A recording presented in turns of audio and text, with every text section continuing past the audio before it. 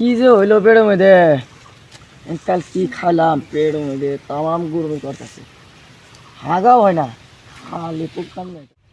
এ ভাই তোমার পেটে অনেক গেছে হবো করো কে হয় ওজো করবো না কাল মুক্তাদের বাড়ি পুরা গেছিল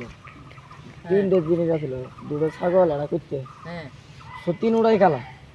কি মেন খাইলাম পুরা কুত্তে খাইছো তুমি এই আমি কুত্তে খাবো এই আমার তো ই নাই নাই পুরা গেছে আমি খাইছি ভেজাল খাই না তুমি কুত্তে খাইছো আরে মাইয়া গো লাগে